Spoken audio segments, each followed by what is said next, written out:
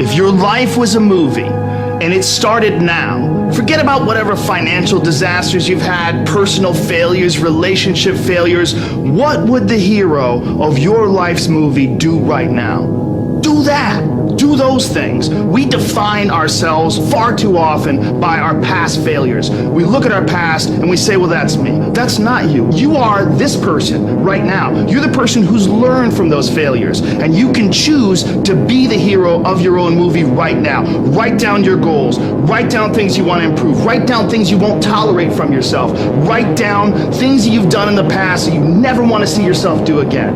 And go forth from here as the hero of your own movie.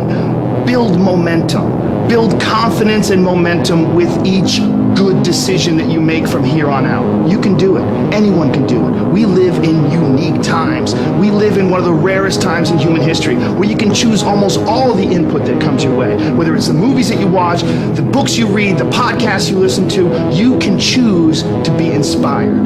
Do that. Do that and be the hero of your own movie. It's good to treat other people the way you would like to be treated yourself. It's like a golden rule, and there's a reason for it. And that reason is that we're connected in some strange way that we don't totally understand. And unless you are good to other people around you, unless you're kind and friendly and warm and loving, you're not going to enjoy this life. You're just not. You're going to be problems everywhere you go. You're going to have problems everywhere you go. You got to figure out a way to enjoy this life. It's not because of Jesus. It's not because of Moses. It's not because of anybody that may or may not have ever existed. It's because that's how you fit in better in the world. That's how you stay positive. And it doesn't have to be some that was written 5,000 years ago on animal skins. That doesn't have to be the golden rule because it's old. You know, that's dumb. We need to figure out, like, now, today, what is, you know, the best way to live your life? What is the, you know, there's got to be ways you can be putting forward the most positive energy. I mean, we know objectively what's causing pollution. We know objectively what's causing birth defects, and, you know, and we're taking in too much chemicals and not enough vitamins. We know objectively all this stuff. We know how to organize our world, and yet we don't do it. We know how to organize our health, and yet very few people do it. We know all these things. The right path to, like, being like a happy, healthy person is to do all the shit that we already know you're supposed to do. Take care of your body. Take care of your health. Take care of your mind, your stress. Meditate, be kind to people. We all know that. I mean, you ask anybody, they know how to get by and to be the most evolved version of you that you can be. I mean, it's not like a magical checklist. If you talk to people about it, you said, okay, here you got a person, you want to improve them. What are the things that you're going to do to them?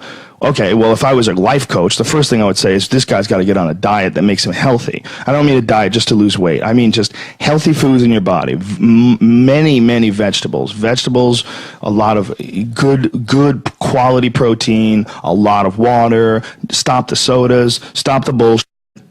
Start working out your body and get a better sense of, like, how this machine feels when it's moving. It's flowing better. There's less tension in it. Your mind feels like relaxed, and you enjoy every single moment of the day better. Step one, everybody knows that step, right? What's step two? Be cool to people. Be nice to as many people as you can. Smile at as many people as you can. Have them smile back at you. Tip well when you go to restaurants. Just do the most you can. Be as nice as you can, you know, and just still manage to not have people walk all over you. Just get through this life as nice as you can. What else? Do what you want to do with your life, right? Don't go be doing something you don't enjoy. Don't do something don't get locked into, you know, a car that you can't afford and doing something crazy because you need the money. Don't do that. Do what you want to do. Do what the f is it that you really want to do?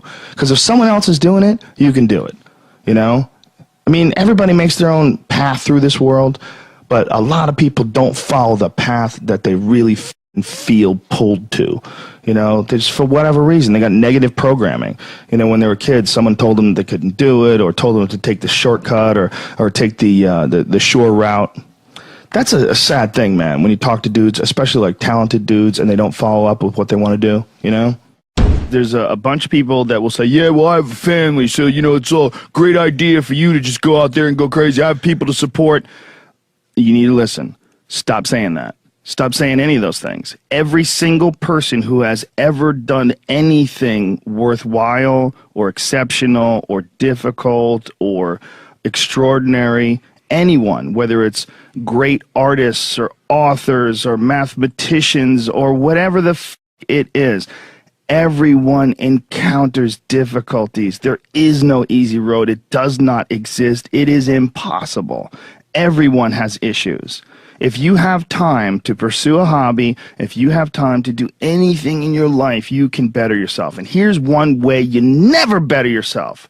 When you come up with excuses for why other people are successful and you're not. That is dangerous. When you give yourself an escape, yeah, well, that's easy for you to say, you know, you do this, you do. Trust me, everybody has a hard road. I wanted to jump out a window several times during my young life. I wanted to jump in front of a train, just end it because it's too much pressure. Not really, but you know what I'm saying, theoretically. We all go through hard times. We all go through depression. We all go through doubt and moments in your life where it's really difficult and you're trying to figure out what the your path is going to be. It's hard as shit. But Stefan and I were talking about this before the podcast starts, that is what makes you a person. And those difficult moments are what build your character. Show me a great man who's the son of a great man. You know, that's what we're saying. These kids that are born billionaires, you're never going to be a self-made person. You have a backup trust for your backup trust for your trust, and you're man. I'm fascinated by martial arts. I'm fascinated by comedy. I'm fascinated by many, many different things. I don't understand when people say they're bored. Because if I had the time to live 100 lives, I'd be speaking different languages. I'd be living in different countries. I would try a number of different careers, because I think there's a lot of unbelievably fascinating, puzzling, complex things that you could study in this world. That's just me and my personality, but that's a personality also that I've cultivated over years of challenges. Were you like that as a kid too? Well, I was involved in martial arts very early, and I think that is one of the things that motivated me to explore difficult tasks, because through difficult tasks you learn an incredible amount about yourself, and you through the fire of competition you get to understand motivation, you get to understand the resistance that you have inside your mind to doing hard work, you get to understand the rewards of discipline. Like, you don't truly appreciate relaxation unless you've worked hard, and that is the yin and the yang of life. And I've said this to the point of people getting sick of it, but one of the worst decisions a man can make, I can only speak for men, obviously, is to be comfortable. I don't think you should try to be comfortable. I think what you should try to do is try to earn comfort. And if you can get a day off where you've worked hard and you've accomplished goals, that day off will be so sweet. When I work hard and I sit in front of the TV, I enjoy the shit out of it. I put my feet up, I have a nice drink, you know, I enjoy my free chairs time. That knids your back or something like that? I do have one of those. Do you really? Those are great. They're great, right? Yeah. I don't use it that much though, honestly. I'm more of a workaholic than I should be, probably. If the balance was, I probably should relax more than I do, but I never feel like I earned it. But that's part of the reason why when I do feel like I earned it, I can enjoy it. It's because I am more connected to the idea that I need to accomplish things, and it's not like for anybody else's benefit other than my own, or anybody else's approval other than my own. When I have a task, whether it's today I'm going to write 1,000 words, you know, or 2,000 or whatever the number is. If I don't do that, I write things down. Like, I'll write down a list of things that get accomplished that day. And if I don't accomplish that, I'll get sick. Like, it'll drive me crazy. If I can't fill out that list, that drives me nuts, you know. But that's what led me to be a championship level martial artist. That's what led me to achieve it's like that.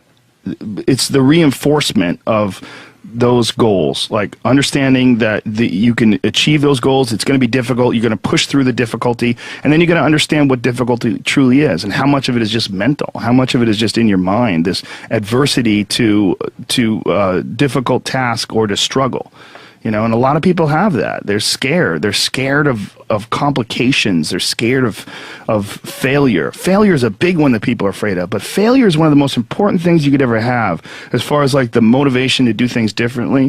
One of the reasons why I think that I'm good at friendships and relationships is because I've failed at them in the past. One of the things that I'm good at comedy is because I bombed on stage. One of the reasons why I'm good at work is because I've been a worker in the past, and I know the feeling of failure, the feeling of shame, of being like a weak, non-motivated, lazy person. That's a weak feeling. It's you don't respect yourself. You know, and I have this phrase that I